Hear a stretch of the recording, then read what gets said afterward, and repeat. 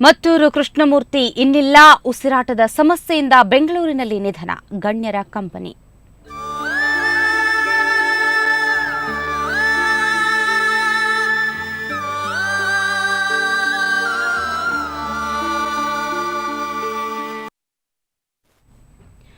ಹಿರಿಯ ಸಂಸ್ಕೃತ ವಿದ್ವಾಂಸ ಗಮಕಿ ಡಾಕ್ಟರ್ ಮತ್ತೂರು ಕೃಷ್ಣಮೂರ್ತಿ ಇಂದು ನಿಧನರಾಗಿದ್ದಾರೆ.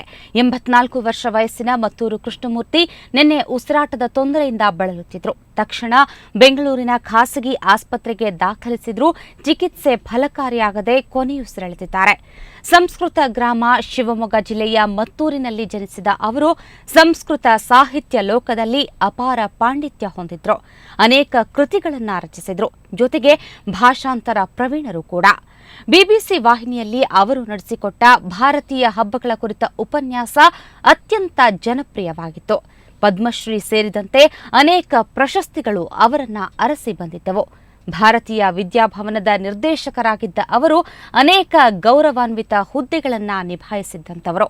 ಭಾರತೀಯ ವಿದ್ಯಾಭವನದಲ್ಲಿ ಅವರ ಪಾರ್ಥಿವ ಶರೀರವನ್ನು ಇವತ್ತು ಬೆಳಿಗ್ಗೆ 10 ರಿಂದ 12 ಗಂಟೆಯವರೆಗೆ ಸಾರ್ವಜನಿಕ ದರ್ಶನಕ್ಕೆ ಇಡಲಾಗುವುದು. ನಂತರ ಅಂತಿಮ ಸಂಸ್ಕಾರ ನೆರವೇರಲಿದೆ ಅಂತ ಅವರ ಕುಟುಂಬದ ಸದಸ್ಯರು ತಿಳಿಸಿದ್ದಾರೆ.